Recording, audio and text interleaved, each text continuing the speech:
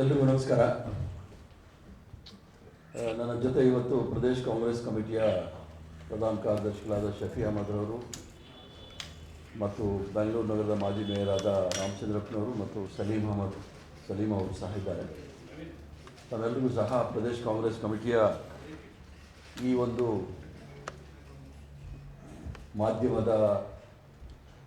ಮಾಧ್ಯಮವನ್ನು ಉದ್ದೇಶ ಮಾಡ್ತಕ್ಕಂಥ ಈ ಒಂದು ವಿಚಾರದಲ್ಲಿ ತಮ್ಮನ್ನು ಸ್ವಾಗತ ಮಾಡ್ತಾ, ರಾಷ್ಟ್ರದಲ್ಲಿ ಮತ್ತು ರಾಜ್ಯದಲ್ಲಿ ನಡೀತಕ್ಕಂಥ ವಿದ್ಯಮಾನಗಳ ಬಗ್ಗೆ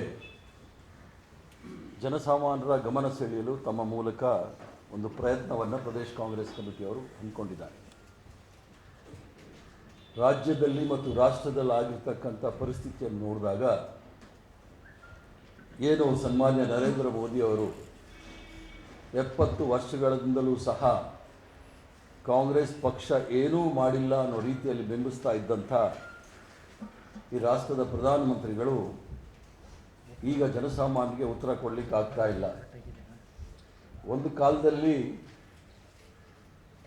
ಅಂತಾರಾಷ್ಟ್ರೀಯ ಮಟ್ಟದ ಟೈಮ್ಸ್ ಮ್ಯಾಗಝೈನ್ನಲ್ಲಿ ಪ್ರಧಾನಮಂತ್ರಿಗಳು ಅಂತ ಹೇಳಿದ್ರೆ 2014ರಲ್ಲಿ ಮೋದಿ ಮೀನ್ಸ್ ಬಿಸ್ನೆಸ್ ಅಂದರೆ ಬೇರೆ ಯಾರೂ ಸಹ ರಾಷ್ಟ್ರದಲ್ಲಿ ಏನೂ ಮಾಡಿಲ್ಲ, ನರೇಂದ್ರ ಮೋದಿಯವರು ಬಂದು ಮಹಾ ಸಾಧನೆಯನ್ನು ಮಾಡ್ತಾರೆ ಅಂಥೇಳಿ ಆ ಟೈಮ್ಸ್ ಮ್ಯಾಗಝೈನ್ನ ಮುಖಪುಟದಲ್ಲಿ ಅವರ ಒಂದು ಫೋಟೋವನ್ನು ಹಾಕಿ ಮೋದಿ ಮೀನ್ಸ್ ಬಿಸ್ನೆಸ್ ಅಂತ ಹೇಳಿ.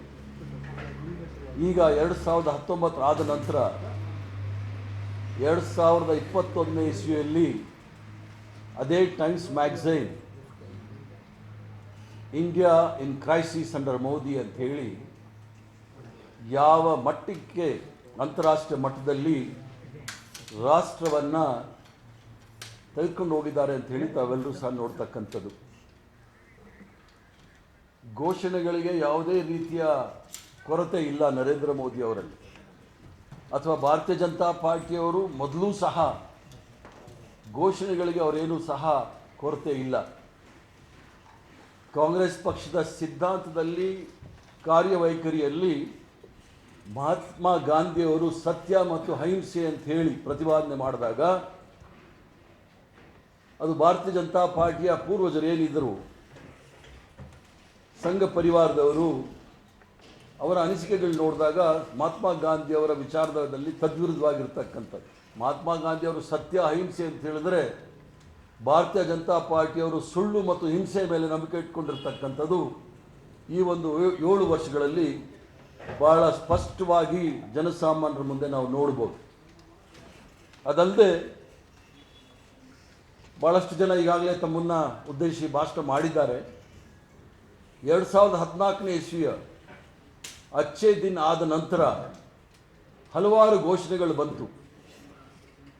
ಅದರಲ್ಲಿ make in India, skill India, ಈಗ ಆತ್ಮನಿರ್ಭರ್ ಅಂಥೇಳಿ ಏನು ಒಂದು ಘೋಷಣೆ ಮಾಡಿದ್ರು. ಆತ್ಮನಿರ್ಭರ್ ಘೋಷಣೆಯ ಒಂದು ಅರ್ಥ ರಾಷ್ಟ್ರವನ್ನು ಸ್ವಾವಲಂಬಿ ರಾಷ್ಟ್ರವನ್ನಾಗಿ ಮಾಡ್ತಕ್ಕಂಥ ಹೆಜ್ಜೆ ನೀಡ್ತಕ್ಕಂಥದ್ದು. ಈ ರಾಷ್ಟ್ರವನ್ನು ಸ್ವಾವಲಂಬಿ ರಾಷ್ಟ್ರ ಅಂಥೇಳಿ ನಮ್ಮೆಲ್ಲರ ಅಚ್ಚುಮೆಚ್ಚಿನ ನಾಯಕಿ ಆಗಿದ್ದಂಥ, ಉಕ್ಕಿನ ಮಹಿಳೆ ಆಗಿದ್ದಂಥ ಶ್ರೀಮತಿ ಇಂದಿರಾ ಗಾಂಧಿಯವರು ಹಸಿರು ಕ್ರಾಂತಿಯ ಮೂಲಕ ಮತ್ತು ಶ್ವೇತ ಕ್ರಾಂತಿಯ ಮೂಲಕ ಸಾಕಷ್ಟು ಈ ದೇಶವನ್ನು ಸ್ವಾವಲಂಬಿ ರಾಷ್ಟ್ರವನ್ನಾಗಿ ಮಾಡಿದಂಥ ಒಂದು ಉದಾಹರಣೆ ತಮ್ಮ ಮುಂದೆ ಇದೆ. ಅದಲ್ಲದೆ ಆತ್ಮನಿರ್ಭರ್ ಅನ್ನೋ ಪರಿಸ್ಥಿತಿ ಯಾವ ರೀತಿ ಬಂದಿದೆ ಅಂತ ಹೇಳಿದ್ರೆ, ಈಗ ಪರಿಸ್ಥಿತಿ ನೋಡಿದಾಗ 56 ಇಂಚ್ ಇರ್ತಕ್ಕಂಥ ಪ್ರಧಾನಮಂತ್ರಿಗಳು ಹಲವಾದ ಹೈಕೋರ್ಟ್ ಒಂದು ಹೇಳಿಕೆ ಕೊಡುತ್ತೆ, ಆತ್ಮನಿರ್ಭರ್ ಅಲ್ಲ ಪರಮಾತ್ಮ ನಿರ್ಭರ್ ಅಂತ ಹೇಳಿ.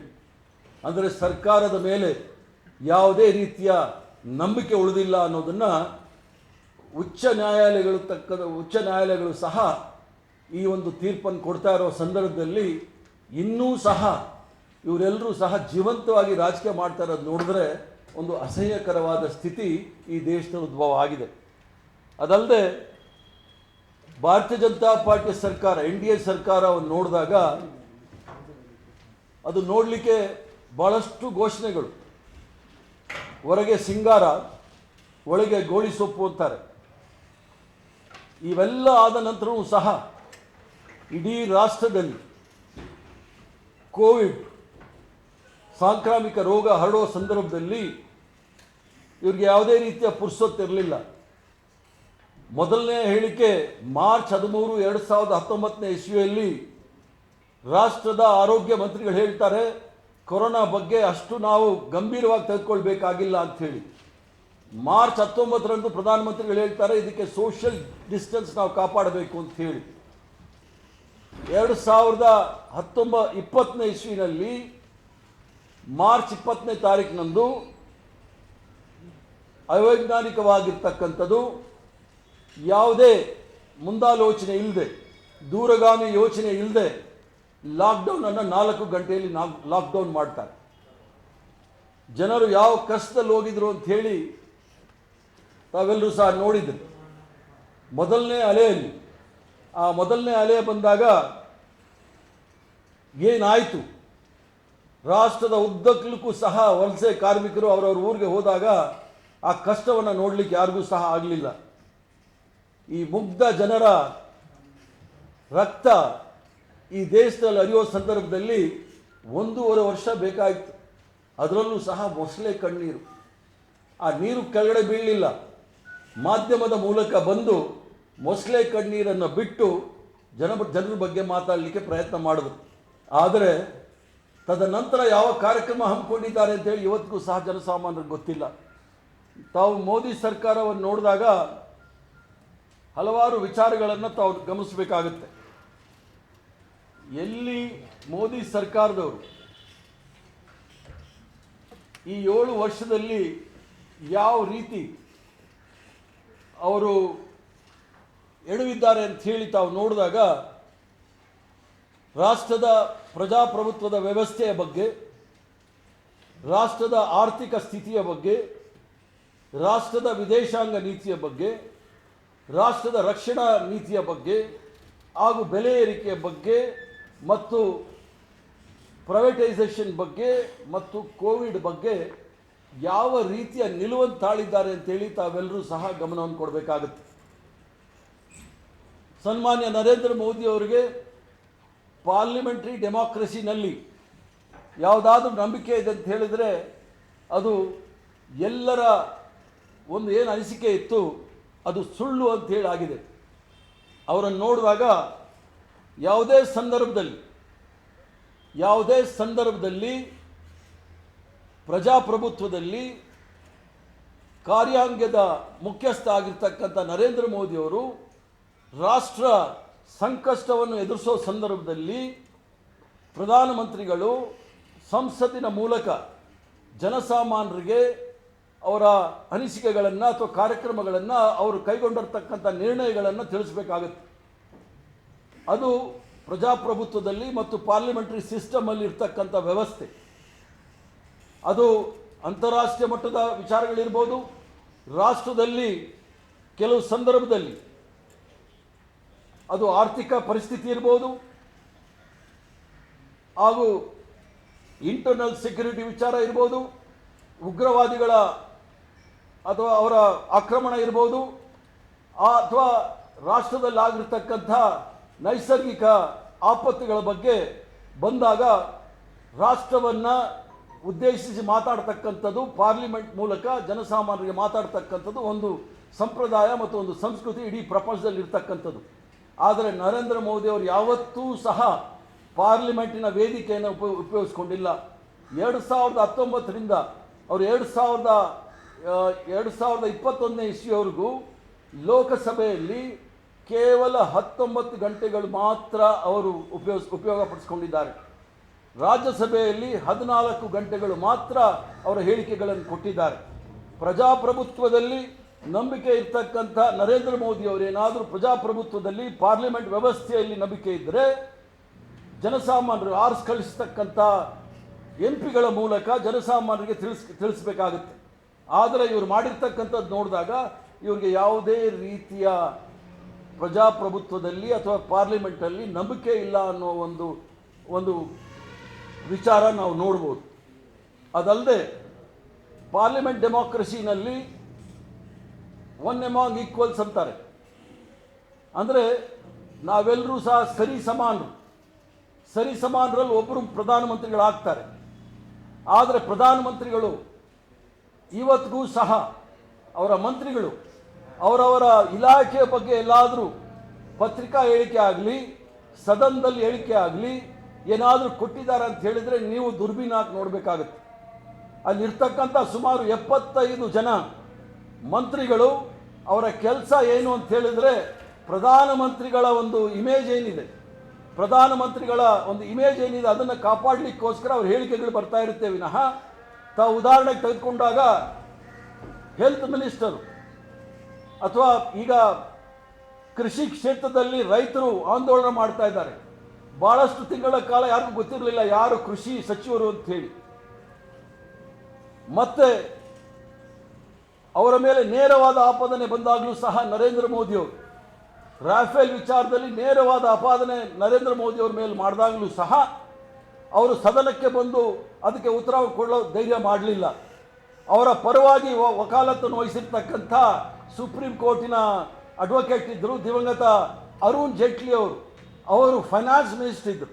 ಅವರು ಬಂದು ಅವ್ರನ್ನ ಉತ್ತರ ಕೊಡ್ತಾ ಇದ್ರೆ ವಿನಃ ನಿರ್ಮಲಾ ಸೀತಾರಾಮನ್ ರಕ್ಷಣಾ ಮಂತ್ರಿ ಆದ್ರೂ ಸಹ ಅವರು ಉತ್ತರ ಕೊಡ್ತಾ ಇರಲಿಲ್ಲ. ಈ ಪರಿಸ್ಥಿತಿ ಕೇಂದ್ರ ಸರ್ಕಾರದ ಇದೆ ಅನ್ನೋದು ಇರೋ ಪರಿಸ್ಥಿತಿ ಆಗಿದೆ ಕೇಂದ್ರ ಸರ್ಕಾರದಲ್ಲಿ. ಆದ್ದರಿಂದ ಈ ಒಂದು ವಿಚಾರ ಬಂದಾಗ ಮತ್ತೆ ಯಾವುದೇ ನಿರ್ಣಯ ಇರ್ಬೋದು, ಅದು ನೋಟ್ ಅಮಾನ್ಯೀಕರಣ ಇರ್ಬೋದು ಅಥವಾ GST ಇರ್ಬೋದು ಅಥವಾ ಕೋವಿಡ್ ವಿಚಾರದಲ್ಲಿ ಇರ್ಬೋದು, ಅದು ಕಲೆಕ್ಟಿವ್ ಡಿಸಿಷನ್ ಆಗಿರಲಿಲ್ಲ. ಕ್ಯಾಬಿನೆಟ್ ಅಲ್ಲಿ ಹೊಸ ಒಂದು ವಿಧಾನವನ್ನು ಹಮ್ಮಿಕೊಂಡಿದ್ದಾರೆ, PMO ಪ್ರೈಮ್ ಮಿನಿಸ್ಟರ್ ಆಫೀಸ್ ಅಂತ ಹೇಳಿ. ಎಲ್ಲ ನಿರ್ಣಯಗಳು ಸಹ ಅಲ್ಲಿಂದ ಬರ್ತಾ ಇರ್ತಕ್ಕಂಥದ್ದು ನೋಡಿದಾಗ ಈ ರಾಷ್ಟ್ರವನ್ನು ಒಂದು ಡಿಕ್ಟೇಟರ್ಶಿಪ್ ಒಂದು ದಾರಿಯಲ್ಲಿ ತೆಗೆದುಕೊಂಡು ಹೋಗ್ತಕ್ಕಂಥ ವಿಚಾರವನ್ನು ಇವರು ಮಾಡ್ತಾ ಇದ್ದಾರೆ. ಇದನ್ನು ನಾವೆಲ್ಲರೂ ಸಹ ಖಂಡಿಸಬೇಕಾಗುತ್ತೆ. ಯಾಕಂದರೆ ಪ್ರಜಾಪ್ರಭುತ್ವದಲ್ಲಿ ಜನಸಾಮಾನ್ಯರೇ ಪ್ರಭುಗಳು. ಅವರ ಅನಿಸಿಕೆಗಳನ್ನು ಅಲ್ಲಿ ಪ್ರತಿಬಿಂಬಿಸಬೇಕಾಗುತ್ತೆ, ಪಾರ್ಲಿಮೆಂಟಲ್ಲಾಗಲಿ ಅಥವಾ PMOನಲ್ಲಾಗಲಿ.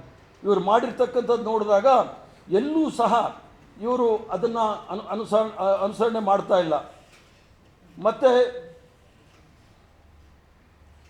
ಈ ಪಾರ್ಲಿಮೆಂಟರಿ ಸಿಸ್ಟಮಲ್ಲಿ ಯಾವ ರೀತಿ ಗೌರವ ಇದೆ ಅನ್ನೋದನ್ನು ಈಗ ಪ್ರಧಾನಮಂತ್ರಿಗಳು ಅಂತ ಹೇಳಿದರೆ ಈ ರಾಷ್ಟ್ರದ ಕಾರ್ಯಾಂಗದ ಮತ್ತು ರಾಷ್ಟ್ರವನ್ನು ಪ್ರತಿನಿಧಿಸ್ತಕ್ಕಂಥ ಅತ್ಯಂತ ಉನ್ನತವಾದ ಹುದ್ದೆ.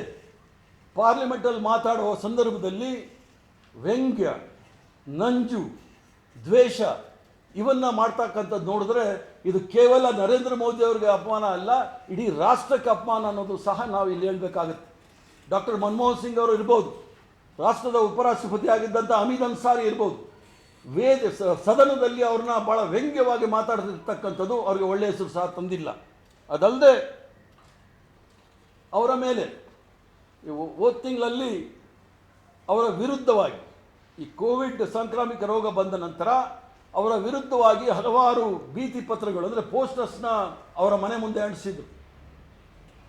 ಅವರ ವಿರುದ್ಧ ಕಾನೂನು ಕ್ರಮ ತೆಗೆದುಕೊಳ್ಳಲಿಕ್ಕೆ ಅವ್ರನ್ನೆಲ್ಲರೂ ಸಹ ಪೊಲೀಸರು ಅರೆಸ್ಟ್ ಮಾಡಿದ್ರು. ಯಾರು ಆ ಹೋರಾಟಕ್ಕೆ ಬೆಂಬಲ ಕೊಟ್ಟಿದ್ರು ಅವ್ರನ್ನ ಅರೆಸ್ಟ್ ಮಾಡಿದರೆ ಪರವಾಗಿಲ್ಲ, ಆ ಒಂದು ಭೀತಿ ಪತ್ರಗಳು ಪೋಸ್ಟರ್ಸ್ನ ಮತ್ತು ಪೇಸ್ಟ್ನ ತೆಗೆದುಕೊಂಡು ಹೋಗುವಂಥ ಆಟೋ ರಿಕ್ಷಾ ಡ್ರೈವರು ಅಂಟಿಸ್ತಕ್ಕಂಥವ್ರನ್ನೆಲ್ಲ ಹಿಡಿದು ಜೈಲಿಗೆ ಹಾಕಿರ್ತಕ್ಕಂಥದ್ದು ನಾವು ಈ ರಾಷ್ಟ್ರದ ಇತಿಹಾಸದಲ್ಲಿ ಎಲ್ಲೂ ಸಹ ನೋಡಿರಲಿಲ್ಲ. ಪ್ರಧಾನಮಂತ್ರಿಗಳು ಯಾವಾಗಲೂ ಸಹ ಹೇಳ್ತಾ ಇರ್ತಾರೆ, ಅದರಲ್ಲೂ ಸಹ ಈ ಅಂಧಭಕ್ತರು ಹೇಳ್ತಾ ಇರ್ತಾರೆ, ಮೋದಿ ಕಾ ಹೈ ವೋ ಮುಮ್ಕಿನ್ ಹೈ, ಮೋದಿ ಕೆ ಮತ್ಲಬ್ ಮುಮ್ಕಿನ್ ಹೈ ಅಂತ ಹೇಳಿ. ಅವರು ಬಂದಾಗ ಈ ರಾಷ್ಟ್ರವನ್ನು ಭಾಳ ಶಕ್ತಿಯುತ ರಾಷ್ಟ್ರ, ಪ್ರಬಲ ರಾಷ್ಟ್ರವನ್ನಾಗಿ ಮಾಡ್ತಕ್ಕಂಥದ್ದು, ಶಕ್ತಿಯುತವಾದ ರಾಷ್ಟ್ರವನ್ನಾಗಿ ಮಾಡ್ತಕ್ಕಂಥ ಭಾಷಣಗಳನ್ನು ಭಾಳ ಕೇಳ್ತಾ ಇದ್ವಿ. ಅಂದರೆ ಬೇರೆ ಯಾರು ಈ ದೇಶವನ್ನು ಕಟ್ಟಲಿಕ್ಕೆ ತ್ಯಾಗ ಬಲಿದಾನಗಳು ಮಾಡಿರಲಿಲ್ಲ, ಇವರು ಬಂದೇ ಮಾಡ್ತಾರೆ ಅನ್ನೋದು ಹೇಳಿಕೆಗಳು ಭಾಳ ಬರ್ತಾ ಇತ್ತು. ಜನಗಳಿಗೂ ಸಹ ಒಂದು ವಿಶ್ವಾಸ ಇತ್ತು, ಏನೋ ಹೊಸ ನಾಯಕತ್ವ ಬಂದಿದೆ, ಹೊಸದಾಗಿ ಒಂದು ಪಕ್ಷಕ್ಕೆ ಸಂಪೂರ್ಣವಾದ ಬೆಂಬಲವನ್ನು ಕೊಟ್ಟರೆ ಅವರೇನಾದರೂ ಈ ರಾಷ್ಟ್ರವನ್ನು ಭಾಳ ಪ್ರಬಲವಾಗಿ ಶಕ್ತಿಯುತ ರಾಷ್ಟ್ರವನ್ನಾಗಿ ಮಾಡ್ಬೋದು ಅಂತ ಹೇಳಿ. ಸುಮಾರು 7 ವರ್ಷಗಳ ಕಾಲ ಆದ ನಂತರ ಈ ರಾಷ್ಟ್ರವನ್ನು ಯಾವ ರೀತಿ ಶಕ್ತಿಯುತವಾಗಿ ಬೆಳೆಸಿದ್ದಾರೆ ಅನ್ನೋದು ತಾವು ನೋಡಿದಾಗ ತಮಗನಿಸುತ್ತೆ ಇವರೇನಾದರೂ ಇವರು 7 ವರ್ಷಗಳ ಕಾಲದಲ್ಲಿ ಪ್ರಬಲವಾಗಿ ಶಕ್ತಿಯುತವಾಗಿ ಬೆಳೆಸಿದರೆ ಇವರು ಭಾರತೀಯ ಜನತಾ ಪಾರ್ಟಿಯ ಪಕ್ಷವನ್ನು ಮಾತ್ರ ಬೆಳೆಸಿದ್ದಾರೆ, ರಾಷ್ಟ್ರವನ್ನಲ್ಲ. ಅವ್ರು ಯಾವ ರೀತಿ ಭಾರತೀಯ ಜನತಾ ಪಾರ್ಟಿಯನ್ನು ಬೆಳೆಸಿದ್ದಾರೆ ಅಂತ ಹೇಳಿದ್ರೆ ಪ್ರತಿ ರಾಜ್ಯದಲ್ಲಿ ಪ್ರತಿ ಜಿಲ್ಲೆಯಲ್ಲಿ ಭಾರತೀಯ ಜನತಾ ಪಾರ್ಟಿಯ ಕಚೇರಿಯ ಕಟ್ಟಡವನ್ನು ಕಟ್ಟಿದ್ದಾರೆ. ಅವರ ಡೆಲ್ಲಿಯಲ್ಲಿ ಇರ್ತಕ್ಕಂಥ ಭಾರತೀಯ ಜನತಾ ಪಾರ್ಟಿಯ ಕಚೇರಿ ನೋಡಿದಾಗ 1800 ಕೋಟಿ ರೂಪಾಯಲ್ಲಿ ಕಚೇರಿಯನ್ನು ಕಟ್ಟಿ ಅದನ್ನು ಒಂದು ಪ್ರಬಲವಾದ ಶಕ್ತಿಯುತವಾದ ರಾಜಕೀಯ ಸಂಘಟನೆ ಅನ್ನೋದನ್ನು ಬಿಂಬಿಸಿದ್ದಾರೆ ವಿನಃ ರಾಷ್ಟ್ರಕ್ಕೋಸ್ಕರ ಯಾವುದೇ ರೀತಿಯ ಕಾರ್ಯಕ್ರಮಗಳನ್ನ ಇವರು ಹಮ್ಮಿಕೊಳ್ಳಿಲ್ಲ. ಅದಲ್ಲದೆ ಈ ರಾಷ್ಟ್ರ ವಿಚಾರವನ್ನು ಪ್ರಬಲ ರಾಷ್ಟ್ರ ಕಟ್ಟುವ ವಿಚಾರ ಒಂದು ಕಡೆ ಇದ್ದರೆ ಈ ಅಧಿಕಾರವನ್ನು ಕೇಂದ್ರೀಕರಿಸ್ತಕ್ಕಂಥ ವಿಚಾರವೂ ಸಹ ಮತ್ತೊಂದು ಕಡೆ. ಅದಲ್ಲದೆ ಈ ಒಂದು ವಿಚಾರ ತಾವು ನೋಡಿದಾಗ ಪ್ರಬಲವಾಗಿ ಕಟ್ಟತಕ್ಕಂಥದ್ದು ಯಾವ ರೀತಿ ಈ ಹೋದ 2020ನೇ ವಿಜಯದಶಮಿಯಂದು ಇವರ ಪೂರ್ವಜರು ಅಂದರೆ ಇವರು ಏನು ಹೇಳ್ತೀರಿ ಅಂತ ಹೇಳಿದ್ರೆ ಪಿತೃಪಕ್ಷ ಅಂತ ಹೇಳೋಕ್ಕಾಗೋದಿಲ್ಲ, ಇವರ ಮಾತೃ ಸಂಘಟನೆ ಅಂತ ಅವ್ರು ಒಪ್ಕೊಳ್ಳೋದೇ ಇಲ್ಲ. ಏನು RSSನ ಮುಖ್ಯಸ್ಥರಿದ್ದಾರೆ ಮೋಹನ್ ಭಗವತ್ರವರು ವಿಜಯದಶಮಿಯ ಒಂದು ಸಂದೇಶದಲ್ಲಿ ಭಾಳ ಸ್ಪಷ್ಟವಾಗಿ ಹೇಳಿದ್ರು, ಚೈನಾದವರು 1800 ಸ್ಕ್ವೇರ್ ಕಿಲೋಮೀಟರ್ನ ಆಕ್ರಮಿಸ್ಕೊಂಡಿದ್ದಾರೆ ಅಂತ ಹೇಳಿ. ಭಾರತೀಯ ಜನತಾ ಪಾರ್ಟಿಯಲ್ಲಿ ಅಥವಾ ಈ ದೇಶದ ಆಗುಹೋಗುಗಳಲ್ಲಿ ಈಗ ನಡೀತಕ್ಕಂಥ ವಿಚಾರದಲ್ಲಿ ಅತ್ಯಂತ ಉನ್ನತವಾದ ತೀರ್ಮಾನಗಳು ತೆಗೆದುಕೊಳ್ಳೋದು ಯಾರು ಅಂತ ಹೇಳಿದ್ರೆ ಮೋಹನ್ ಭಗವತ್ರವರು. ಅವರು 1800 ಸ್ಕ್ವೇರ್ ಕಿಲೋಮೀಟರ್ ಅಷ್ಟು ಚೈನಾ ಭಾರತ ದೇಶದ ಭೂಪ್ರದೇಶವನ್ನು ಆಕ್ರಮಿಸಿಕೊಂಡಿದೆ ಅಂತ ಅವ್ರು ಹೇಳ್ತಾರೆ. ನರೇಂದ್ರ ಮೋದಿ ಅವರು ಹೇಳ್ತಾರೆ 1 ಇಂಚು ಸಹ ಚೈನಾದವರು ನಮ್ಮ ರಾಷ್ಟ್ರದ ಭೂಮಿಯನ್ನು ಆಕ್ರಮಿಸ್ಕೊಂಡಿಲ್ಲ ಅಂತ ಹೇಳಿ. ಆದರೆ ಪ್ರತಿನಿತ್ಯ ತಿಂಗಳಿಗೆ ಒಂದು ಸಲ ಅಲ್ಲಿ ಯಾಕೆ ಮೀಟಿಂಗ್ ಮಾಡ್ತಾ ಇದ್ದಾರೆ ಅನ್ನೋದು ಸಹ ಅಂದರೆ ಜನಗಳು ಮೂರ್ಖರು ಅಂತ ತಿಳ್ಕೊಂಡ್ಬಿಟ್ಟಿದ್ದಾರೆ. ಬೆಕ್ಕು ಹಾಲು ಕುಡಿಯುವಾಗ ಪ್ರಪಂಚ ನೋಡ್ತಾ ಇಲ್ಲ ಅಂತ ತಿಳ್ಕೊಂಡಿದ್ದಾರೆ. ಅಷ್ಟೊಂದು ಮೂರ್ಖರಲ್ಲ ಈ ದೇಶದ ಜನ ಅಂತ ತಿಳ್ಕೊಳ್ಬೇಕಾಗತ್ತೆ. ಆದ್ದರಿಂದ ಎಲ್ಲ ಕ್ಷೇತ್ರದಲ್ಲೂ ಸಹ ವಿಫಲರಾಗಿರ್ತಕ್ಕಂಥವರು ಈ ವ್ಯಂಗ್ಯದ ನುಡಿ ಬಂದಾಗ ಏನು ಕಾಂಗ್ರೆಸ್ ಪಕ್ಷ 70 ವರ್ಷಗಳ ಕಾಲ ಏನೂ ಮಾಡಿಲ್ಲ ಅಂಥೇಳಿ ಇವರು ಮೊಟ್ಟ ಮೊದಲನೆಗೆ ಪ್ರಧಾನಮಂತ್ರಿಯಾಗಿ ಬಂದಾಗ ಮನ್ರೇಗಾ ರಾಷ್ಟ್ರೀಯ ಮಹಾತ್ಮ ಗಾಂಧಿ ಉದ್ಯೋಗ ಖಾತರಿ ಯೋಜನೆಯನ್ನು ಭಾಳಷ್ಟು ವ್ಯಂಗ್ಯವಾಗಿ ಲೋಕಸಭೆಯಲ್ಲಿ ಪ್ರಸ್ತಾಪ ಮಾಡಿದ್ರು. ನಾನು ಈ ಕಾರ್ಯಕ್ರಮವನ್ನು ನಿಲ್ಲಿಕ್ಕೆ ಬಿಡೋದಿಲ್ಲ, ಜೀತಾ ಜಾತಾ ಸುಬೂತ್ ಅಂದರೆ ಜೀವಂತವಾಗಿರ್ತಕ್ಕಂಥ ಒಂದು ಸಾಕ್ಷಿ ಈ ರಾಷ್ಟ್ರ ಈ ಒಂದು ಕಾಂಗ್ರೆಸ್ ಪಕ್ಷವನ್ನು ಮುಗಿಸ್ತಕ್ಕಂಥ ಈ ಒಂದು ಕಾರ್ಯಕ್ರಮವನ್ನು ಜೀವಂತವಾಗಿ ಇಟ್ಟಿರ್ತೀನಿ ಅಂತ ಹೇಳಿ. ಇವತ್ತೇನಾದರೂ ಕೋವಿಡ್ ಸಾಂಕ್ರಾಮಿಕ ರೋಗ ಸಂದರ್ಭದಲ್ಲಿ ಇವತ್ತೇನಾದರೂ ಬಡ ಜನತೆಗೆ ಏನಾದರೂ ಉದ್ಯೋಗ ಅವಕಾಶಗಳಿದ್ದೆ ಅನ್ನೋದಿದ್ದರೆ ಕೇವಲ ಮನ್ರೇಗಾ ಮೂಲಕ ರಾಷ್ಟ್ರೀಯ ಮಹಾತ್ಮ ಗಾಂಧಿ ಈ ಒಂದು ಉದ್ಯೋಗ ಖಾತರಿ ಯೋಜನೆ ಮೂಲಕ ಹಲವಾರು ಸಾಕಷ್ಟು ಕುಟುಂಬಗಳಿಗೆ 2 ಹೊತ್ತು ಊಟ ಸಿಗೋ ಕಾರ್ಯಕ್ರಮವನ್ನು ನಮ್ಮೆಲ್ಲರ ಅಚ್ಚುಮೆಚ್ಚಿನ ನಾಯಕಿ ಆಗಿರ್ತಕ್ಕಂಥ ಸೋನಿಯಾ ಗಾಂಧಿಯವರು ಮತ್ತು ಆಗಿನ ಪ್ರಧಾನಮಂತ್ರಿಗಳಾದ ಡಾಕ್ಟರ್ ಮನಮೋಹನ್ ಸಿಂಗ್ ಅವರು ಕೊಟ್ಟಿರ್ತಕ್ಕಂಥ ಕಾರ್ಯಕ್ರಮದ ಮೇಲೆ ನಡೀತಾ ಇದೆ. ಇವರಾಗಿ 7 ವರ್ಷದಲ್ಲಿ ಜನಸಾಮಾನ್ಯರಿಗೆ ಯಾವ ಕಾರ್ಯಕ್ರಮಗಳು ಕೊಟ್ಟಿದ್ದಾರೆ ಅಂತ ಹೇಳಿ ಇವತ್ತಿಗೂ ಸಹ ಅವರು ಹೇಳಲಿಕ್ಕೆ ಸಾಧ್ಯ ಆಗಿಲ್ಲ. ಕೇವಲ ವ್ಯಂಗ್ಯ ಮತ್ತು ರಾಷ್ಟ್ರದ ನಾಯಕರನ್ನು ನಂಜಿನಿಂದ ನೋಡ್ತಕ್ಕಂಥದ್ದು ಸಮಸ್ಯೆಗಳಿಗೆ ಪರಿಹಾರ ತರ್ತಕ್ಕಂಥದ್ದಲ್ಲ. ಈ ದೇಶದ ಪ್ರಧಾನಮಂತ್ರಿ ಆಗಿರ್ತಕ್ಕಂಥವರು ಆ ಸ್ಥಾನದ ಗೌರವವನ್ನು ಕಾಪಾಡಿಕೊಂಡು ಮುಂದೆ ಬರ್ತಕ್ಕಂಥ ದಿನಗಳಲ್ಲಿ ತಾವು ಮಾಡಬೇಕಾಗಿತ್ತು. 1 ವರ್ಷಗಳ ಕಾಲ ಅವಕಾಶಗಳಿತ್ತು. ಈ ಕೋವಿಡ್ ಸಂಕ್ರಮಣ ವಿಚಾರದಲ್ಲಿ ಯಾವ ರೀತಿ ಅದನ್ನು ನಾವು ಎದುರಿಸ್ಬೋದು ಅಂತ ಹೇಳಿ. ಅದಲ್ಲದೆ ಆರ್ಥಿಕ ಸ್ಥಿತಿಯಲ್ಲಿ ಯಾವ ಪರಿಸ್ಥಿತಿಯಲ್ಲಿ ನಾವಿದ್ದೀವಿ ಅಂತ ಹೇಳಿ ಸಹ ತಾವು ನೋಡ್ಬೋದು. GST, ನೋಟ್ ಅಮಾನ್ಯೀಕರಣ ಮತ್ತು ಕೋವಿಡ್ ವಿಚಾರವನ್ನು ತೆಗೆದುಕೊಂಡಾಗ ಯಾವ ರೀತಿ ಕೇಂದ್ರ ಸರ್ಕಾರ ಎಲ್ಲ ಈ ಒಂದು ಒಕ್ಕೂಟ ರಾಷ್ಟ್ರದ ಒಂದು ವ್ಯವಸ್ಥೆಯನ್ನು ದುರ್ಬಲಗೊಳಿಸಿದ್ರು ಅಂತ ಹೇಳಿ ತಾವು ನೋಡಬೇಕಾಗತ್ತೆ. ಅದನ್ನು ತಾವು ನೋಡಿದಾಗ ಎಲ್ಲೂ ಸಹ ಈ ವಿಚಾರದಲ್ಲಿ ಚರ್ಚೆಗೆ ಅವ್ರು ತಯಾರಿಲ್ಲ. ಅದು ನೋಟ್ ಅಮಾನ್ಯೀಕರಣ ಮಾಡಿದಾಗ ರಾಷ್ಟ್ರದ ರಿಸರ್ವ್ ಬ್ಯಾಂಕನ್ನು ಸಹ ಅವರು ಯಾವುದೇ ರೀತಿಯ ವಿಶ್ವಾಸಕ್ಕೆ ತೆಗೆದುಕೊಳ್ಳದೆ ಅದನ್ನು ಆ ತೀರ್ಮಾನವನ್ನು ತೆಗೆದುಕೊಂಡ್ರು. ಅದರಲ್ಲಿ ಒಳ್ಳೆ ಗವರ್ನರ್ಗಳಿದ್ದರು. ರಘುರಾಮ್ ರಾಜನ್ರವರು ಕಾಂಗ್ರೆಸ್ ಪಕ್ಷದವರು ಅಂತೇಳಿ ಕಾಂಗ್ರೆಸ್ ಪಕ್ಷ ಅವ್ರನ್ನ ನೇಮಿಸಿತು ಅಂತೇಳಿ ಅವ್ರನ್ನ ತೆಗೆದರು. ಆದರೆ ಇವ್ರದ್ದೇ ಆದ ಗುಜರಾತಿಂದ ಉರ್ಜಿತ್ ಪಟೇಲ್ ಬಂದರು, ಅವನು ಸಹ ತೆಗೆದರು. ಎಲ್ಲ ಗವರ್ನರ್ಗಳು ಸಹ ರಾಜೀನಾಮೆ ಕೊಟ್ಕೊಂಡು ಹೋದರು. ಇವರೇ ನೇಮಕ ಮಾಡಿದಂತ. ಅಂದರೆ ಎಲ್ಲೋ ತಪ್ಪು ದಾರಿಯಲ್ಲಿ ಹೋಗ್ತಾ ಇದೆ ಅನ್ನೋದನ್ನು ಇವರು ಇನ್ನೂ ಸಹ ತಿಳ್ಕೊಂಡಿಲ್ಲ. ಆದ್ದರಿಂದ ಪ್ರಧಾನಮಂತ್ರಿಗಳಾದವರು ರಾಷ್ಟ್ರದ ಹಿತದೃಷ್ಟಿಯನ್ನು ಕಾಪಾಡಿಕೊಂಡು ತೀರ್ಮಾನಗಳನ್ನು ತೆಗೆದುಕೊಳ್ಬೇಕಾಗುತ್ತೆ ವಿನಃ ವ್ಯಕ್ತಿಗತವಾಗಿ ತಾವು ಯಾವುದೇ ರೀತಿಯ ತೀರ್ಮಾನಗಳನ್ನು ತೆಗೆದುಕೊಳ್ಳಿಕ್ಕೆ ಆಗೋದಿಲ್ಲ. ಅದಲ್ಲದೆ ಹೊಸ ಉದ್ಯೋಗಗಳ ಸೃಷ್ಟಿ, ದೇಶದಲ್ಲಿ ಹೊಸ ಉದ್ಯೋಗಗಳ ಸೃಷ್ಟಿ ಮಾಡ್ತಕ್ಕಂಥ ಅಂಕಿಅಂಶಗಳು ನೋಡಿದಾಗ ನಿನ್ನೆ ತಾನೇ ನ್ಯಾಷನಲ್ ಸ್ಟ್ಯಾಟಿಸ್ಟಿಕ್ಸ್ ಏನು ಸಂಘಟನೆ ಇದೆ, NSS ಸಂಘಟನೆ, ನ್ಯಾಷನಲ್ ಸ್ಟ್ಯಾಟಿಸ್ಟಿಕ್ಸ್ ಸರ್ವೆ, ಅದರಲ್ಲಿ 40 ವರ್ಷಗಳಲ್ಲಿ ಮೊಟ್ಟ ಮೊದಲನೇ ಬಾರಿಗೆ -7.5% GDP ಕೆಳಗಡೆ ಬಂದಿದೆ. ತಾವು ಹೇಳ್ಬೋದು ಇದು ಕೋವಿಡ್ ಕಾರಣದಿಂದ ಇದು ಬಂದಿದೆ ಅಂತ ಹೇಳಿ. ಆದರೆ 2019ನೇ ಇಸ್ವಿಯಿಂದಲೇ ಈ ಒಂದು GDP ಕೆಳಗಡೆ ಬರ್ತಾ ಇದೆ ಅನ್ನೋದನ್ನು ಈಗಾಗಲೇ ಅವ್ರದ್ದೇ ಆದ ಗವರ್ನರ್ಗಳು, RBI ಗವರ್ನರು, ಆರ್ಥಿಕ ಕ್ಷೇತ್ರದಲ್ಲಿದ್ದಂಥ ತಜ್ಞರು ಸಹ ಹೇಳಿದ್ರೆ ಇವರು ಯಾವುದೇ ಅವರ ಸಲಹೆಗಳನ್ನ ತೆಗೆದುಕೊಳ್ಳಿಲ್ಲ. ದೇಶದಲ್ಲಿ ಅಭಿಜಿತ್ ಮುಖರ್ಜಿ ನೋಬೆಲ್ ಪ್ರಶಸ್ತಿ ವಿಜೇತ, ಅಮೃತ್ಯಾ ಸೇನ್ ಅವರು ಸಹ ನೋಬೆಲ್ ಪ್ರಶಸ್ತಿ ವಿಜೇತಕ, ರಘುರಾಮ್ ರಾಜನ್, ಹಲವಾರು ಜನ ಈ ಆರ್ಥಿಕ ಕ್ಷೇತ್ರದಲ್ಲಿ ಯಾವ ರೀತಿ ನಾವು ಅದನ್ನು ಬದಲಾವಣೆ ತರ್ಬೋದು, ಅದನ್ನು ಇಂಪ್ರೂವ್ ಮಾಡ್ಬೋದು ಅಂತ ಹೇಳಿದಾಗಲೂ ಸಹ ಅವರ ಸಲಹೆಗಳನ್ನು ಇವರು ತೆಗೆದುಕೊಂಡಿಲ್ಲ. ಆದರೆ ಹೇಳ್ತಾ ಇದ್ರು ನಾವು ವಿಶ್ವಗುರು ಆಗೋಕ್ಕೆ ಹೊರಟಿದ್ದೀವಿ. ಇವ್ರು ಬರೋಕ್ಕಿಂತ ಮೊದಲೇ ವಿಶ್ವಗುರು ಆಗಿತ್ತು ಈ ದೇಶ. ಆದರೆ ಈಗ ಯಾವ ಸ್ಥಿತಿ ಬಂದಿದೆ ಅಂತ ಹೇಳಿದರೆ, ನಾವೇ ಸೃಷ್ಟಿ ಮಾಡಿದಂಥ ಬಾಂಗ್ಲಾದೇಶ, ಶ್ರೀಲಂಕಾ ಇವು ಆರ್ಥಿಕ ಕ್ಷೇತ್ರದಲ್ಲಿ ನಮಗಿನ್ನ ಮೊದಲಿದೆ.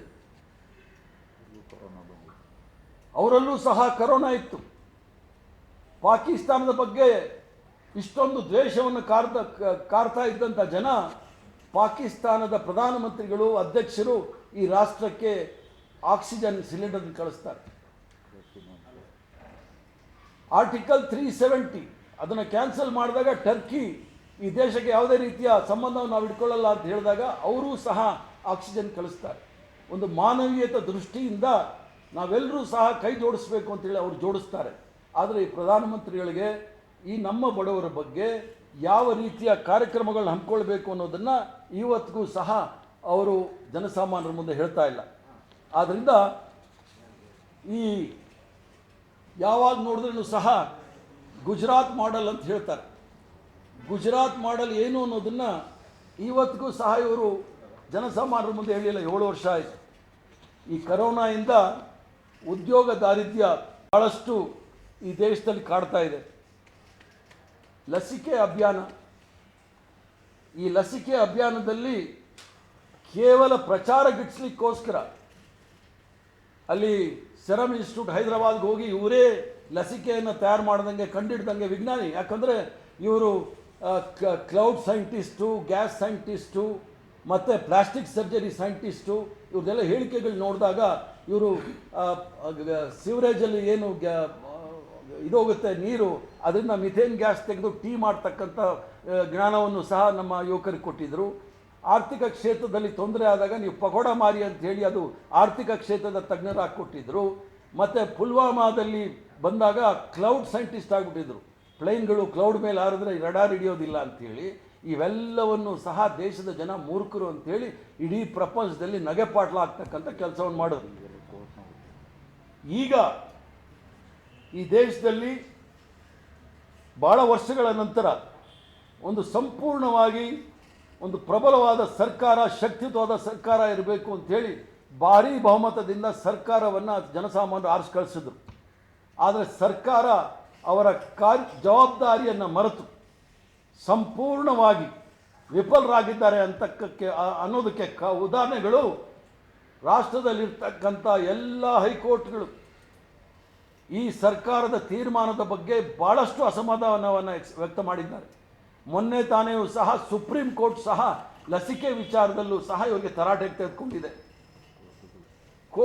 ಸರ್ಕಾರ ವಿಫಲ ಆದಾಗ ಕೋರ್ಟ್ಗಳು ಮುಂದೆ ಬಂದು ಇವತ್ತು ಸರ್ಕಾರವನ್ನು ನಡೆಸ್ತಾ ಇದೆ. ಲಸಿಕೆ ಅಭಿಯಾನವನ್ನು ವಿಫಲವಾದಾಗ ನರೇಂದ್ರ ಮೋದಿ ಅವ್ರನ್ನ ಸುಪ್ರೀಂ ಕೋರ್ಟ್ಗೆ ಹೋಗೋಕ್ಕಾಗೋದಿಲ್ಲ.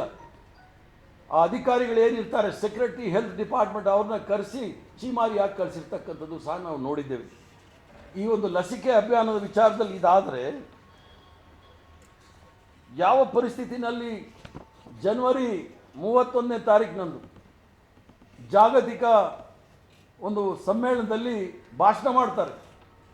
ಇಡೀ ಪ್ರಪಂಚದಲ್ಲಿ ಕೊರೋನಾವನ್ನು ನಾವು ಕಟ್ಟಾಕಿರ್ತಕ್ಕಂಥ ರಾಷ್ಟ್ರ, ಇದನ್ನು ಬೆಳಿಲಿಕ್ಕೆ ನಾವು ಬಿಡಲಿಲ್ಲ, ಇಡೀ ವಿಶ್ವಕ್ಕೆ ನಾವು ಮಾದರಿ ಆಗಿದ್ದೀವಿ ಅಂತ ಹೇಳಿ. ಆದರೆ ಈಗ ಪರಿಸ್ಥಿತಿ ನೋಡಿದಾಗ ಇಡೀ ವಿಶ್ವದಲ್ಲೇ ಮೊಟ್ಟ ಮೊದಲನೇ ಸ್ಥಾನದಲ್ಲಿದೆ.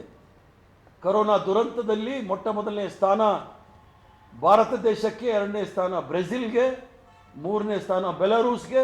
ಈ ಥರ 5 ರಾಷ್ಟ್ರಗಳಲ್ಲಿ ಮೊಟ್ಟ ಮೊದಲನೇ ಸ್ಥಾನ ಭಾರತ ದೇಶಕ್ಕಿದೆ. ಕೊರೋನಾ ಸ್ಥಿತಿಯನ್ನು ನಾವು ಸರಿಯಾಗಿ ನೋಡಿಕೊಳ್ಳಿಲ್ಲ ಅನ್ನೋ ವಿಚಾರದಲ್ಲಿ.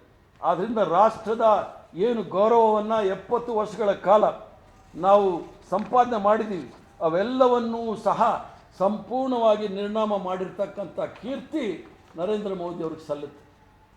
ಯಾಕಂದರೆ ಯಾವುದೇ ರೀತಿಯ ವ್ಯವಸ್ಥೆಯಲ್ಲಿ ನಂಬಿಕೆ ಇದ್ದಿರ್ತಕ್ಕಂಥದ್ದು, ಅವ್ರದ್ದೇ ಆದ ಒಂದು ರೀತಿಯ ವ್ಯವಸ್ಥೆಯಲ್ಲಿ ನಾವು ಮುಂದೆ ಹೋಗಬೇಕು ಅನ್ನೋ ಒಂದು ನಂಬಿಕೆ ಇಟ್ಕೊಂಡಿರ್ತಕ್ಕಂಥ ನರೇಂದ್ರ ಮೋದಿಯವರು ಮತ್ತು ಅಮಿತ್ ಶಾ ಅವರು 1.5 ವರ್ಷಗಳ ಕಾಲ ಸಮಯ ಸಿಕ್ತು ಇವ್ರಿಗೆ. 2020 ಮಾರ್ಚ್ 20ನೇ ತಾರೀಕು ಲಾಕ್ಡೌನ್ ಆದ ನಂತರ 2021 ಏಪ್ರಿಲ್ವರೆಗೂ ಸಹ 1 ವರ್ಷಗಳ ಕಾಲ ಸಂಪೂರ್ಣವಾಗಿ ಸಮಯ ಸಿಕ್ತು. ಮಹಾನುಭಾವ ಆ ಪ್ರಧಾನಮಂತ್ರಿ ಗೃಹ ಏನು ಪ್ರಧಾನಮಂತ್ರಿಗಳ ಮನೆ ಇದೆ ಅದು ಬಿಟ್ಟು ಈಚೆ ಬರಲಿಲ್ಲ. ಜನಸಾಮಾನ್ಯರ ಬಗ್ಗೆ ಕಾಳಜಿ, ವಲಸೆ ಕಾರ್ಮಿಕರು ನಡ್ಕೊಂಡು ಹೋಗ್ತಾ ಇದ್ರು. ಇವತ್ತಿನ ಪೇಪರಲ್ಲಿ ಬಂದಿದೆ, ಒಂದು ಹೆಣ್ಮಗಳು ಹರಿಯಾಣದಿಂದ ಗುಡ್ಗಾವಿಂದ ಬಿಹಾರ್ಗೆ ಅವ್ರ ತಂದೆ ಮೈ ಹುಷಾರಿಲ್ಲ ಅಂತೇಳಿ ಸೈಕಲ್ ಹೊಡ್ಕೊಂಡು 1000 ಕಿಲೋಮೀಟರ್ ಕರ್ಕೊಂಡು ಹೋಗ್ತಾಳೆ. ಆ ಯಪ್ಪ ಇವತ್ತು ಸತ್ತೋಗಿದ್ದಾನೆ ಅಂತೇಳಿ. ಒಂದು ಸಣ್ಣ ಮಗು, 2.5 ವರ್ಷದ ಮಗು, ಆ ಸ್ವಂತ ತಾಯಿ ಪಟ್ನಾ ರೈಲ್ವೆ ಸ್ಟೇಷನ್ನಲ್ಲಿ ಸತ್ತು ಬಿದ್ದಾಗ ಸೀರೆ ಎಳಿತಾ ಇರ್ತಕ್ಕಂಥದ್ದು ನೋಡಿದಾಗ ಆ ದೃಶ್ಯ ಇಡೀ ಪ್ರಪಂಚದಲ್ಲಿರ್ತಕ್ಕಂಥ ಎಲ್ಲ ಟಿ ವಿ ಚಾನಲ್ಗಳಿಗೆ ಬಂತು. ಅದ್ರ ಬಗ್ಗೆ ಸ್ವಂತಾನ ಹೇಳ್ತಕ್ಕಂಥ ಯಾವುದೇ ಕಾರ್ಯಕ್ರಮಗಳು ಸಹ ಮಾಡಲಿಲ್ಲ. ಇಷ್ಟೊಂದು ಜನ ಸಾಯ್ತಾ ಇದ್ರೂ ಸಹ ಅವ್ರಿಗೆ ಯಾವುದೇ ರೀತಿಯ ಅನುಕಂಪ ಆಗಲಿ ಅಥವಾ ಯಾವುದೇ ರೀತಿಯ ಕರುಣೆ ಆಗಲಿ ಬರಲಿಲ್ಲ. ಆದರೆ ಇವರಿಗೆ ಪುರುಷೋತ್ ಎಲ್ಲಿದೆ ಅಂತ ಹೇಳಿದ್ರೆ, ಅಂಬಾನಿ ಅವರ ಮೊಮ್ಮಗ ಹುಟ್ಟಿದಾಗ ಬಾಂಬೆಗೆ ಹೋಗಿ ಹಾಸ್ಪಿಟ್ಲಲ್ಲಿ ಅವ್ರನ್ನ ನೋಡಲಿಕ್ಕೆ ಅವ್ರಿಗೆ ಪುರುಷೊತ್ತಾಗುತ್ತೆ ವಿನಃ ಜನಸಾಮಾನ್ಯರು ರಸ್ತೆಯಲ್ಲಿ ಸಾಯ್ತಾ ಇರೋರಿಗೆ ಯಾವ ರೀತಿಯ ಸಮಸ್ಯೆಯನ್ನು ಬಗೆಹರಿಸಬೇಕು ಅನ್ನೋದನ್ನು ಯೋಚನೆ ಮಾಡಲಿಲ್ಲ. ಉತ್ತರ ಪ್ರದೇಶ ಭಾಳಷ್ಟು ಬದಲಾವಣೆಗಳಾಗಿದೆ ಅಂತ ಹೇಳಿ. ಉತ್ತರ ಪ್ರದೇಶದಲ್ಲಿ ರಾಷ್ಟ್ರದಲ್ಲಿ ಒಂದು ಸಂಪ್ರದಾಯ ಇದೆ, ಯಾರಾದರೂ ಸತ್ತರೆ ಕೈಲಾಸಕ್ಕೆ ಹೋಗಬೇಕು ಅಂಥೇಳಿ ಹೆಣವನ್ನು ಗಂಗಾ ನದಿಯಲ್ಲಿ ವಾರಣಾಸಿನಲ್ಲಿ ಹಾಕ್ತಾರೆ. ವಾರಣಾಸಿ ಬಿಟ್ಟು ಬೇರೆ ಯಾವುದೇ ನದಿಗಳು, ನಮ್ಮಲ್ಲಿ ಗೋದಾವರಿ, ಕಾವೇರಿ, ಕೃಷ್ಣ, ಸಟ್ಲೇಜ್, ಯಮುನಾ, ಎಲ್ಲ ಬ್ರಹ್ಮಪುತ್ರ ಎಲ್ಲ ನದಿಗಳಿದೆ. ಯಾವುದೇ ನದಿಗಳಲ್ಲಿ ಹೆಣಗಳನ್ನು ತೆಗೆದುಕೊಂಡು ಹೋಗಿ ಹಾಕೋದಿಲ್ಲ. ಕೇವಲ ಬನಾರಸ್ಸಲ್ಲಿ, ಆ ಬನಾರಸ್ಸಲ್ಲಿ ಆ ಹೆಣಗಳನ್ನ ನದಿನಲ್ಲಿ ಬಿಡ್ತಕ್ಕಂಥ ಸಂಪ್ರದಾಯ ಒಂದಿದೆ, ಬೇರೆಲ್ಲೂ ಸಹ ಇಲ್ಲ. ಆದರೆ ಈ ಒಂದು ಕರೋನಾದಲ್ಲಿ ಪತ್ರಿಕೆಗಳು ಹೇಳಿದಾಗೆ ಸುಮಾರು 2000 ಹೆಣಗಳನ್ನು ನದಿಗೆ ಹಾಕಿದ್ರು ಅಂತೇಳಿ. ಆದರೆ ನಾನು ಆ ರಾಜ್ಯದ ಎಲ್ಲ ಉಸ್ತುವಾರಿ ವಹಿಸಿರ್ತಕ್ಕಂಥವನು, ಬಿಹಾರ್ ಇರ್ಬೋದು, ಉತ್ತರ ಪ್ರದೇಶ ಇರ್ಬೋದು, ಅಲ್ಲಿ ಕೇಳಿದಾಗ ಸುಮಾರು 20,000 ಹೆಣಗಳು ಈ ನದಿನಲ್ಲಿ ಹಾಕಿ ಕಳಿಸಿದ್ದಾರೆ. ಯಾಕಂದರೆ ಆಸ್ಪತ್ರೆಯಲ್ಲಿ ಇಟ್ಟಿರ್ತಕ್ಕಂಥವ್ರು ಆಸ್ಪತ್ರೆಯಿಂದ ತೆಗೆದುಕೊಂಡು ಹೋಗೋದಿಲ್ಲ, ಅವ್ರಿಗೆ ಬಿಲ್ ಕೊಡೋಕ್ಕಾಗೋದಿಲ್ಲ ಬಡವರಿಗೆ. ಆಸ್ಪತ್ರೆಯವರು ಆಸ್ಪತ್ರೆಯಲ್ಲಿ ಹೆಣ ಇಡೋಕ್ಕಾಗೋದಿಲ್ಲ, ಆ ಹೆಣ ತೆಗೆದುಕೊಂಡು ಬಂದು ಗಂಗಾ ನದಿಗೆ ಹಾಕ್ತಾರೆ. ಬಡವರು ಆ ಹೆಣ ತೆಗೆದುಕೊಂಡು, ಸತ್ತೋದವ್ರನ್ನ ಹೆಣ ತೆಗೆದುಕೊಂಡು ಬಂದರೆ ಸುಡಕ್ಕೆ ಅವ್ರಿಗೆ ಹೆಣ ಇಲ್ಲ, ಅದನ್ನು ತಗೊಂಡು ಬಂದು ನದಿಗೆ ಹಾಕ್ತಾರೆ. ಈ ಸಂಖ್ಯೆ ನೋಡಿದಾಗ 20,000. ಅಲಹಾಬಾದ್ನಲ್ಲಿ ನದಿ ದಂಡೆನಲ್ಲಿ ಹೆಣಗಳ ಊತಿರ್ತಕ್ಕಂಥದ್ದು ಈಗ ಇವತ್ತಿನ ಪೇಪರಲ್ಲಿ ಬಂದಿದೆ, ಪತ್ರಿಕೆಗಳಲ್ಲಿ ಬಂದಿದೆ. ನಾಯಿಗಳು ಹೋಗಿ ಆ ಒಂದು ಶವದ ಮಾಂಸವನ್ನು ತಿಂತಕ್ಕಂಥದ್ದು. ಆದ್ರೂ ಸಹ ಈ ಪ್ರಧಾನಮಂತ್ರಿಗೆ ಯಾವುದೇ ರೀತಿಯ ಒಂದು ಕರುಣೆ ಆಗಲಿ, ಕನಿಕರ ಆಗಲಿ, ಅನುಕಂಪ ಆಗಲಿ ಯಾವುದೇ ರೀತಿಯದು ಬಂದಿಲ್ಲ. ಮತ್ತೆ ಈ ಒಂದು ಪರಿಸ್ಥಿತಿಯಲ್ಲಿ ಏಪ್ರಿಲಿಂದ ಅಕ್ಟೋಬರ್ವರೆಗೂ ಸಹ ಮನೆ ಬಿಟ್ಟು ಈಚೆ ಬರಲಿಲ್ಲ. ಆವಾಗ ಹುಚ್ಚಿದೆ, ಎಲ್ಲಿ ಪೇಪರಲ್ಲಿ ಬರಲಿಲ್ಲ, ಟಿ ವಿನಲ್ಲಿ ಬರಲಿಲ್ಲ ಅಂದರೆ ಅವ್ರಿಗೆ ನಿದ್ದೆ ಬರೋದಿಲ್ಲ. ನವಿಲಿಗೆ ಕಾಳಾಗ್ತಕ್ಕಂಥದ್ದು, ಗಿಣಿಗಳಿಗೆ ಅಕ್ಕಿ ತಿನ್ನಿಸ್ತಕ್ಕಂಥದ್ದು. ಅಕ್ಟೋಬರಲ್ಲಿ ಬಂದರು ಈಚೆ, ಯಾಕಂದರೆ ಬಿಹಾರ್ ಚುನಾವಣೆ ಇತ್ತು. ಬಿಹಾರ್ ಚುನಾವಣೆಯಲ್ಲಿ ಭಾಳಷ್ಟು ಪ್ರಚಾರಗಳನ್ನ, ಸುಮಾರು 14 ದೊಡ್ಡ ರ್ಯಾಲಿಗಳನ್ನ ಮಾಡಿದ್ರು. ಆವಾಗ ನವೆಂಬರಲ್ಲಿ ತಜ್ಞರು ಹೇಳ್ತಾರೆ, ಆರೋಗ್ಯ ತಜ್ಞರು, ಈ ರಾಷ್ಟ್ರದಲ್ಲಿ 2ನೇ ಅಲೆ ಬರ್ತಕ್ಕಂಥದ್ದಿದೆ, ಅದರ ಬಗ್ಗೆ ಮುಂಜಾಗ್ರತೆ ಕ್ರಮ ವಹಿಸಬೇಕು ಅಂತ ಹೇಳಿ ಇವರಿಗೆ ಪುರ್ಸೊತ್ತಿಲ್ಲ. ಡಿಸೆಂಬರಲ್ಲಿ ಫಲಿತಾಂಶ ಬರುತ್ತೆ, ನಾವು ಗೆದ್ದಿದ್ದೀವಿ ಅಂತ ಹೇಳಿ ಬಿಂಬಿಸ್ಕೊಳ್ತಾರೆ. ತದನಂತರ ಜನವರಿನಲ್ಲಿ ಪಾರ್ಲಿಮೆಂಟ್ ಶುರು ಆಗೋದಕ್ಕಿಂತ ಮುಂದೆ ನಾವು ವಿಶ್ವಗುರುಗಳು ಆಗಿದ್ದೀವಿ, ವ್ಯಾಕ್ಸಿನಲ್ಲಿ ನಾವು ದೊಡ್ಡವರಾಗಿದ್ದೀವಿ ಅಂತ ಹೇಳಿ ನಾವು ರಫ್ತು ಮಾಡ್ತಾ ಇದ್ದೀವಿ ಅಂತ ಹೇಳಿ ಹೇಳಿದವರು, ಜನವರಿ ಆದಮೇಲೆ ಫೆಬ್ರವರಿ 26ನೇ ತಾರೀಕು ಪಶ್ಚಿಮ ಬಂಗಾಳ ಮತ್ತು 5 ರಾಜ್ಯಗಳ ಚುನಾವಣೆ ಘೋಷಣೆ ಮಾಡ್ತಾರೆ. ಈ 5 ರಾಜ್ಯಗಳಲ್ಲೂ ಸಹ ಸಾಂಕ್ರಾಮಿಕ ರೋಗ ಭಾಳ ತೀವ್ರವಾಗಿದ್ದಂಥ ರಾಜ್ಯಗಳು ತಮಿಳುನಾಡು ಇರ್ಬೋದು, ಕೇರಳ ಇರ್ಬೋದು, ವೆಸ್ಟ್ ಬೆಂಗಾಲ್ ಇರ್ಬೋದು, ಅಥವಾ ಕರ್ನಾಟಕ ಇರ್ಬೋದು. ಪಾಂಡಿಚೇರಿನಲ್ಲಿ ಅಷ್ಟಿರಲಿಲ್ಲ. ಇವೆಲ್ಲ ರಾಜ್ಯಗಳಲ್ಲೂ ಸಹ ಚುನಾವಣೆಗೋಸ್ಕರ ಇದರ ಬಗ್ಗೆ ಹೆಚ್ಚು ಗಮನ ಕೊಡಲಿಲ್ಲ. ಅವರಿಗೆ ಜನಸಾಮಾನ್ಯರ ಆರೋಗ್ಯದ ಬಗ್ಗೆ, ಅವರ ಜೀವದ ಬಗ್ಗೆ ಏನು ಕಾಳಜಿ ಇಲ್ಲ. ಯಾಕಂದರೆ ಸಂವಿಧಾನದಲ್ಲಿ, ಪ್ರಜಾಪ್ರಭುತ್ವದಲ್ಲಿ ಮೂಲಭೂತವಾದ ಜವಾಬ್ದಾರಿ ಒಬ್ಬ ದೇಶದ ಪ್ರಧಾನಮಂತ್ರಿದು ಜನಸಾಮಾನ್ಯರ ಜೀವ ಮತ್ತು ಆಸ್ತಿಯನ್ನು ಉಳಿಸ್ತಕ್ಕಂಥದ್ದು ಅವರ ಮೂಲಭೂತ ಜವಾಬ್ದಾರಿ. ಇದನ್ನೆಲ್ಲ ಮರೆತು ಆ ಪಶ್ಚಿಮ ಬಂಗಾಳದ ಉಸ್ತುವಾರಿಯನ್ನು ನಾನೇ ಸಹ ವಹಿಸಿದ್ದೆ. ಅಲ್ಲಿ ಒಬ್ಬ ಪ್ರಧಾನಮಂತ್ರಿಯಾಗಿ ಬಂದು ಭಾಷಣ ಮಾಡ್ತಕ್ಕಂಥದ್ದು ಆ ರೀತಿನ, ಅದು ಒಂದು ಹೆಣ್ಣುಮಗಳ ಮೇಲೆ. ದೀದಿ ಓ ದೀದಿ, ನಾವು ಮಾರಾಣಿ ಕಾಲೇಜ್ ಹತ್ರ ನಾವೆಲ್ಲ ಓದುವಾಗ ಪಾಲಿಟೆಕ್ನಿಕ್ಕು ಕಾಂಪೌಂಡ್ ಮೇಲೆ ಕೂತ್ಕೊಂಡು ಬೀದಿ ಕಾಮಂಡರು ರೇಗಿಸೋರು ಹೆಣ್ಮಕ್ಳಿಗೆ. ಆಗ ಬೀದಿ ಕಾಮಣ್ಣ ಅಂತ ಪೊಲೀಸರು ಹಿಡ್ಕೊಂಡು ಹೋಗೋರು. ಆ ಸ್ಥಿತಿಗೆ ಪ್ರಧಾನಮಂತ್ರಿ ಬಂದರೆ ಈ ರಾಷ್ಟ್ರದ ಮರ್ಯಾದೆ ಏನಾಗಬೇಕು ಹೇಳಿ. ಆದ್ದರಿಂದ ಜನ ಸತ್ತಾಗಲೂ ಸಹ ಅವ್ರಿಗೆ ಒಂದು ಗೌರವಯುತವಾದ ಒಂದು ಹಾನರಬಲ್ ಕ್ರಿಮೇಷನ್, ಅಂತ್ಯಕ್ರಿಯೆ ಮಾಡಲಿಕ್ಕೂ ಸಹ ಯೋಗ್ಯತೆ ಇಲ್ಲದಿರ್ತಕ್ಕಂಥ ಪ್ರಧಾನಮಂತ್ರಿ ಈ ಒಂದು ಸ್ಥಾನದಲ್ಲಿ ಕೂತ್ಕೊಳ್ಳೋಕ್ಕೆ ಎಷ್ಟು ಅರ್ಹರು ಅಂತೇಳಿ ಜನಸಾಮಾನ್ಯರು ತೀರ್ಮಾನ ಮಾಡಬೇಕು. ಎಲ್ಲ ಕ್ಷೇತ್ರದಲ್ಲೂ ಸಹ ವಿಫಲರಾಗಿದ್ದಾರೆ. ಅದು ಆರ್ಥಿಕ ಕ್ಷೇತ್ರ ಇರ್ಬೋದು, ಆರೋಗ್ಯ ಕ್ಷೇತ್ರ ಇರ್ಬೋದು, ವಿದೇಶಾಂಗ ನೀತಿಯಲ್ಲಿರ್ಬೋದು, ಹಾಗೂ ಕೋವಿಡ್ ವಿಚಾರದಲ್ಲಿರ್ಬೋದು, ಮತ್ತು ಬೆಲೆ ಏರಿಕೆ ವಿಚಾರದಲ್ಲಿರ್ಬೋದು.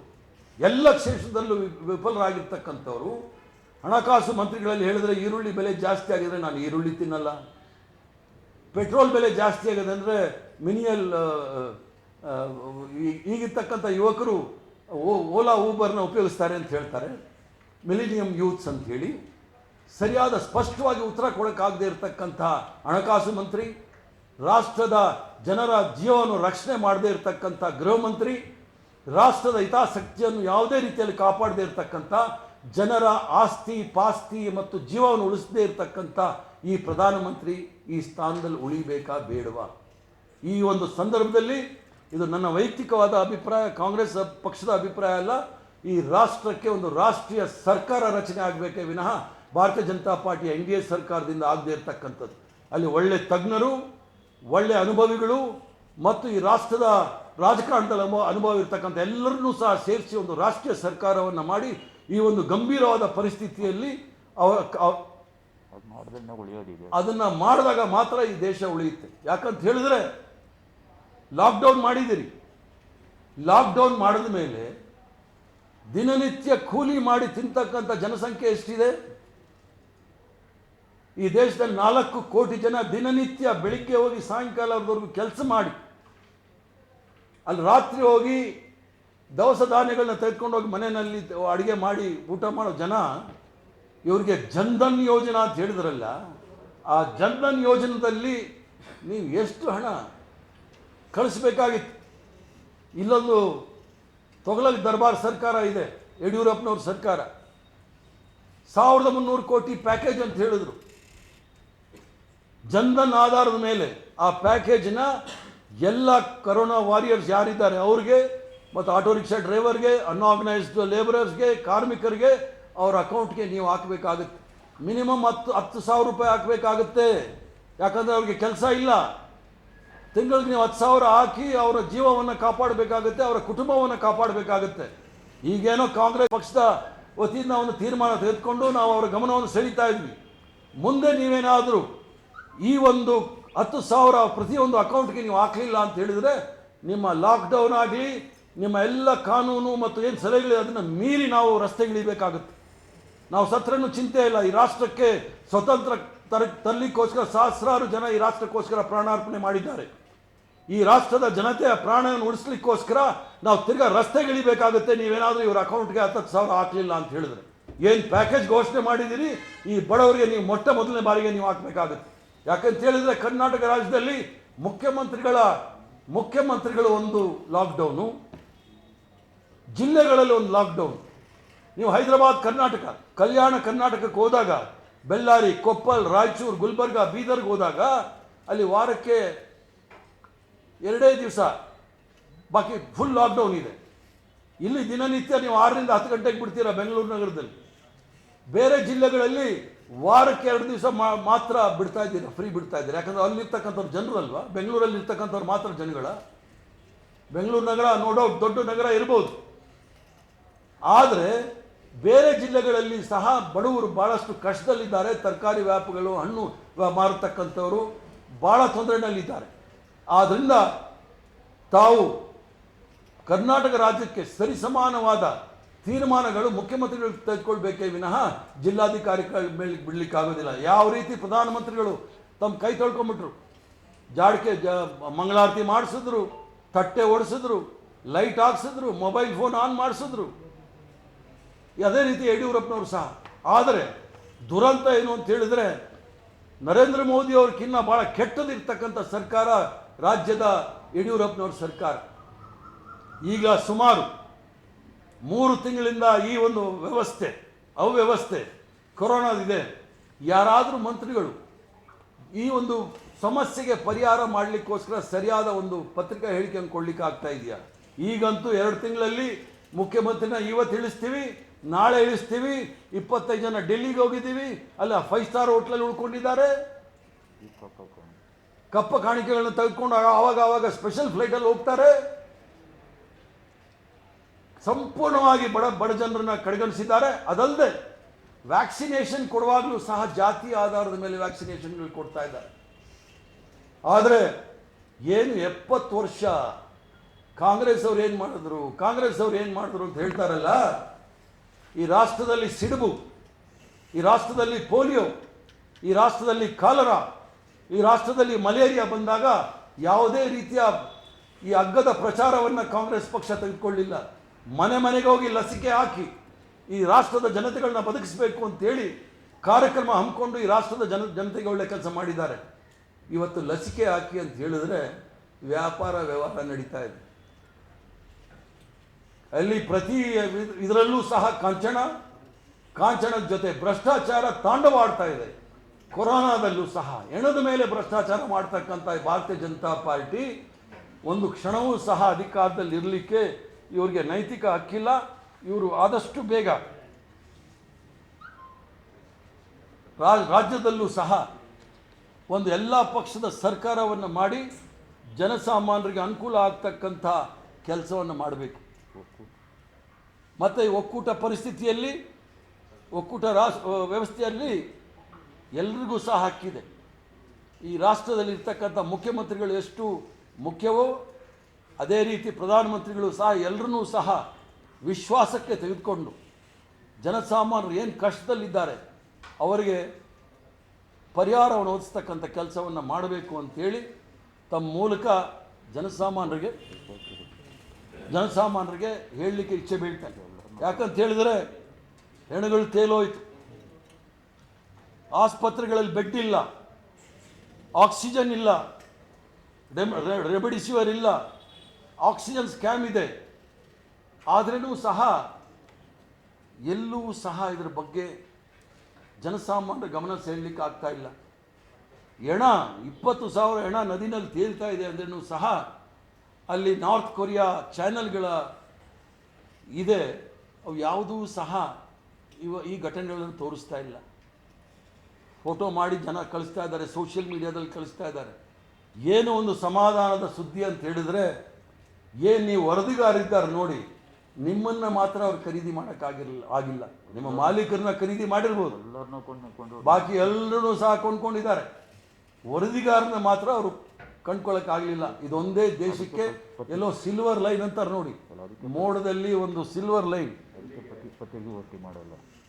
ಆದ್ದರಿಂದ ಚಾನಲ್ ಮಾಲೀಕರನ್ನ ಕರೆಸಿ ಮಾತಾಡ್ಕೊಳ್ತಾರೆ ಮನೆಯಲ್ಲಿ ಒಬ್ಬೊಬ್ಬರನ್ನೇ. ಅದಕ್ಕೋಸ್ಕರ ನೀವು ಪ್ರಶ್ನೆಗಳು ಕೇಳ್ತೀರಾ, ಜನಸಾಮಾನ್ಯರು ನಿಮ್ಮನ್ನು ಏನು ಪ್ರಶ್ನೆ ಕೇಳ್ತಾರೆ, ಜನಸಾಮಾನ್ಯರ ಸಮಸ್ಯೆ ಬಗ್ಗೆ ನೀವು ಪ್ರಶ್ನೆ ಕೇಳ್ತೀರಾ ಅಂಥೇಳಿ, ಅದಕ್ಕೆ 7 ವರ್ಷದಲ್ಲಿ ಯಾರಾದರೂ ಒಬ್ಬ ಮನುಷ್ಯ ಪತ್ರಿಕಾಗೋಷ್ಠಿ ಮಾಡದೇ ಇರತಕ್ಕಂಥ ಯಾವುದಾದ್ರೂ ಮಹಾನ್ ನೇತಾ ಇದ್ದರೆ ಅದು ನರೇಂದ್ರ ಮೋದಿ ಮಾತ್ರ ಅಂತ ಹೇಳಲಿಕ್ಕೆ ನಾನು ಇಚ್ಛೆ ಬೀಳ್ತೇನೆ. ಜನಸಾಮಾನ್ಯರನ್ನ, ಪತ್ರಕರ್ತರನ್ನ, ಅವರ ಪ್ರಶ್ನೆಗಳಿಗೆ ಉತ್ತರ ಕೊಡೋಕ್ಕಾಗದೇ ಇರತಕ್ಕಂಥ, ಧೈರ್ಯ ಇಲ್ಲದೆ ಇರತಕ್ಕಂಥ ಈ 56 ಇಂಚಿನ ಎದೆ ಇದ್ದರೆ ಏನು, ಅಥವಾ ಸಮುದ್ರದಲ್ಲಿ ಮುಳುಗಿದ್ರೆ ಏನು, ಎರಡೂ ಒಂದೇ. ಆದ್ದರಿಂದ ರಾಷ್ಟ್ರದ ಹಿತದೃಷ್ಟಿಯಿಂದ ಈ ರಾಷ್ಟ್ರದಲ್ಲಿ ಒಂದು ರಾಷ್ಟ್ರೀಯ ಸರ್ಕಾರ ಬೇಕಾಗುತ್ತೆ, ಇಲ್ಲಾಂದರೆ ಈ ಸಮಸ್ಯೆಗಳಿಗೆ ಯಾವುದೇ ರೀತಿಯ ಪರಿಹಾರ ಕಾಣೋದಿಲ್ಲ ಅಂಥೇಳಿ ನನ್ನ ಅನಿಸಿಕೆ. ತಾವೇನಾದರೂ ಪ್ರಶ್ನೆಗಳಿದ್ದರೆ ಉತ್ತರ ಕೊಡ್ತಾ ಇದ್ದೀನಿ. ಜಾತಿ ಆಧಾರದ ಮೇಲೆ ವ್ಯಾಕ್ಸಿನೇಷನ್ ಕೊಡ್ತಾ ಇದ್ದಾರೆ ಅನ್ನುವಂಥ ಗುರುತರ ಆರೋಪ ಮಾಡಿದೆ. ಯಾವ ನಿದರ್ಶನ, ಯಾವ ಉದಾಹರಣೆ, ಯಾವ ಹಿನ್ನೆಲೆ ಆಧಾರದ